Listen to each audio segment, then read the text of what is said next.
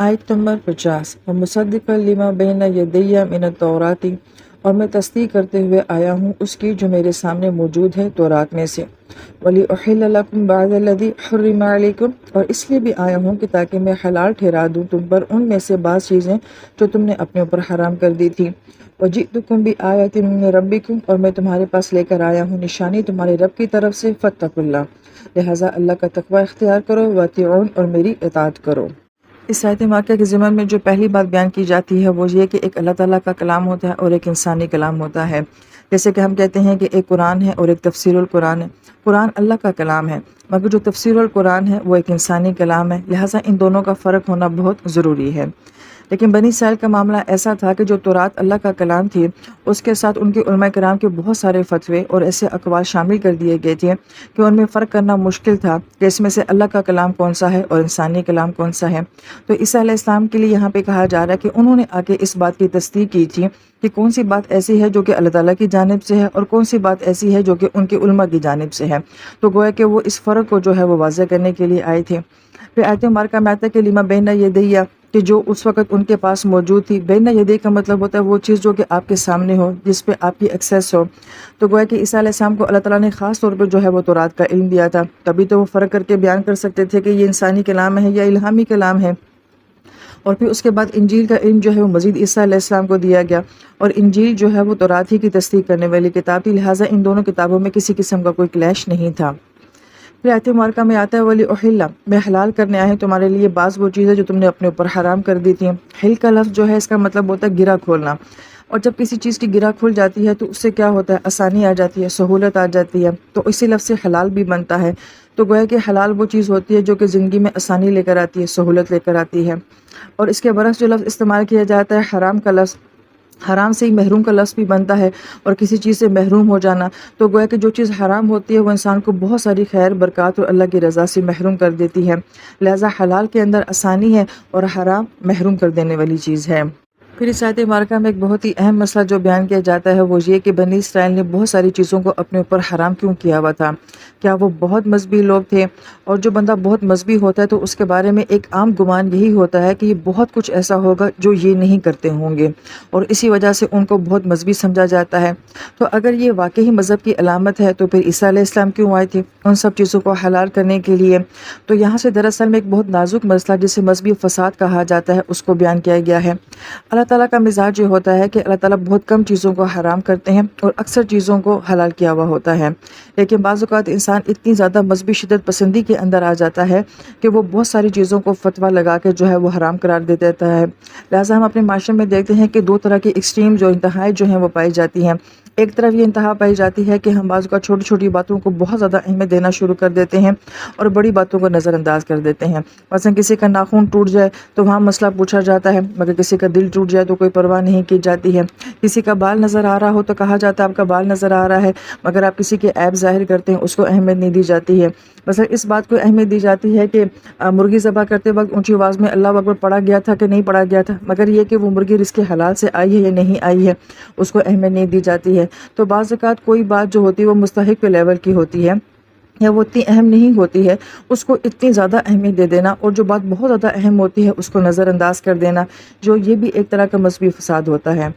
اس کے علاوہ ہمارے معاشرے میں ایک اور طرح کی انتہا بھی پائی جاتی ہے کہ اگر کوئی انسان غلط کام کر رہا ہو تو وہ کہتا ہے کیا یہ قرآن میں لکھا ہے، کیا یہ حدیث میں لکھا ہے، اور اگر یہ کہا جائے کہ نہیں براہ راست تو اس کا ذکر اس میں موجود نہیں ہے تو وہ کہتا ہے کہ پھر میں یہ کام کیوں نہ کروں۔ مثلا جیسے کہ اشارہ توڑ دینا، اوور سپیڈ کرنا، اب یہ کہا جائے کہ قرآن میں کہاں لکھا ہے، لیکن قرآن اور حدیث سے یہ بات ہمیں سمجھ آتی ہے کہ یہ چیزیں جو ہیں وہ صحیح نہیں ہیں، کیونکہ حدیث پاک کا مفہوم ہے کہ اپنی جانوں کو ہلاکت میں مت ڈالو، تو ظاہری بات ہے یہ کام کرنے سے جان ہلاک ہو سکتی ہے۔ تو براہ راست بعض اوقات کسی چیز کا حکم نہیں بھی آتا ہے، لیکن ہم یہ کہتے ہیں کہ کہاں لکھا ہوا ہے وہ دکھا دیں، تو یہ بھی ایک طرح کی انتہا ہے جو معاشرے میں پائی جاتی ہے۔ علماء کرام یہ فرماتے ہیں کہ بنی اسرائیل کی شریعت میں اکثر جو تھے وہ فتوے بہت زیادہ تھے، اور ان فتووں میں وہ بہت زیادہ چیزوں کو جو ہے وہ خود سے حرام کر دیا تھا، اور اس کا بہت بڑا نقصان کیا ہوتا ہے کہ جب کوئی بندہ دین میں آنا چاہتا ہے تو جب وہ دیکھتا ہے کہ اس میں یہ بھی منع ہے وہ بھی منع ہے، یہ بھی حرام ہے وہ بھی حرام ہے، تو وہ کہتا ہے کہ ایسے دین سے میں ایسے ہی بہتر ہوں۔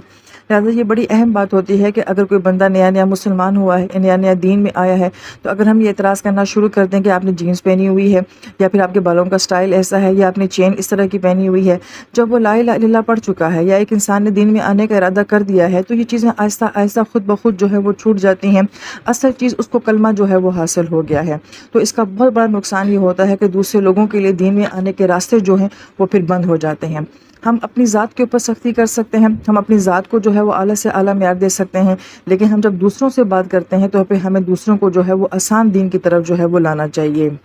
اور پھر چونکہ یہاں پہ عیسیٰ علیہ السلام کے بارے میں بات کی جا رہی ہے اور سورہ ال عمران کا موضوع جو ہے وہ نصارہ قوم کے بارے میں زیادہ ہے، اور وہ لوگ محبت کی بات بہت زیادہ کرتے ہیں، لو آف گاڈ کی بات بہت زیادہ کرتے ہیں، مگر وہ کہیں پہ بھی جو ہے وہ تقویٰ کی بات نہیں کرتے، اطاعت کی بات نہیں کرتے۔ تو یہاں پہ عیسیٰ علیہ السلام کا جو ہے وہ الفاظ جو ہے وہ کوٹ کیے گئے ہیں کہ انہوں نے خود کہا کہ اللہ کا تقویٰ اختیار کرو اور میری اطاعت کرو۔ انہوں نے یہاں پہ یہ نہیں کہا کہ میری محبت کرو یا مجھے خدا بنا لو، تو گویا کہ یہ بھی ان کے اوپر انڈائریکٹلی جو ہے ایک بہت بڑی دلیل ہے کہ عیسیٰ علیہ السلام خود اپنی زندگی میں کیا کہہ کر گئے تھے۔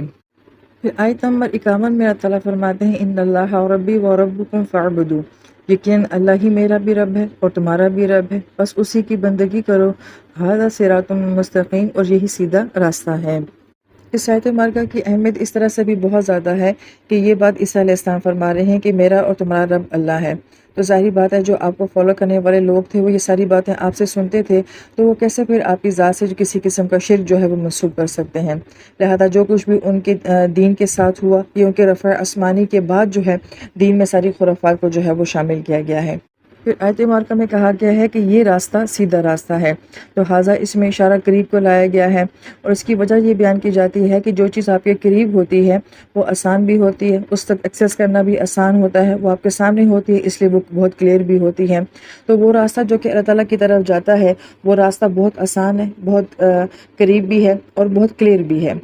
پھر صراط لفظ کو لایا گیا ہے، اس کو ہم نے اہدنا الصراط المستقیم میں جو ہے وہ جان لیا ہے کہ صراط ایسے راستے کو کہا جاتا ہے جس کی جمع پورے قرآن پاک میں کہیں نہیں آتی ہے، یعنی کہ اللہ تعالیٰ کی طرف جانے والا ایک ہی راستہ ہوتا ہے۔ پھر یہ ایسا راستہ ہے جو کہ کھلا بھی ہے، ہموار بھی ہے اور سیدھا بھی ہے، اور یہ آپ کو آپ کی منزل تک جو ہے وہ پہنچا دیتا ہے۔ اور پھر یہاں پہ بڑی اہم بات یہ ہے کہ منزلوں کی بات قرآن نہیں کرتا، قرآن عموماً راستوں کی بات کرتا ہے، اس لیے کہ اس راستے پہ چلتے ہوئے منزل کس کو نصیب ہوگی یہ کوئی نہیں جانتا، لیکن جو ان راستوں پہ چلنے والا ہوتا ہے وہ اللہ تعالیٰ کے ہاں کامیاب شمار کیا جاتا ہے۔ پھر راستے کے اندر یہ کانسیپٹ بھی ملتا ہے کہ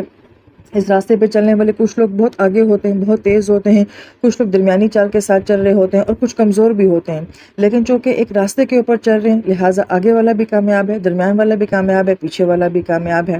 جب لفظ صراط سے ہی ہمیں اتنے خوبصورت معنی سمجھ آ رہے ہیں تو اس کے ساتھ مزید جو ہے وہ مستقیم بھی لایا گیا جو کہ کامہ سے ہے، تو کسی چیز کا بالکل سیدھا ہونا، اسٹریٹ ہونا، اور ایسا راستہ جو کہ آپ کو بلندی کی طرف لے کر جاتا ہے۔ تو وہ راستے جو کہ اللہ تعالیٰ کی طرف جاتے ہیں وہ انسان کو بلندیوں کی طرف لے کر جاتے ہیں، اوپر کی طرف لے کر جاتے ہیں، اور جو چیز جتنی زیادہ اوپر جاتی ہے وہ زمین کی کشش ثقل سے اتنی ہی باہر نکل جاتی ہیں۔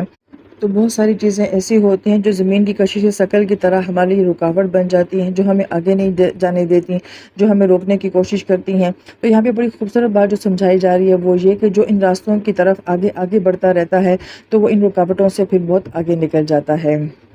پھر آیت مبارکہ میں چونکہ صراط مستقیم کی بات کی گئی ہے، ایسا راستہ جو کہ آپ کو بلندی کی طرف لے کر جاتا ہے، اوپر کی طرف لے کر جاتا ہے،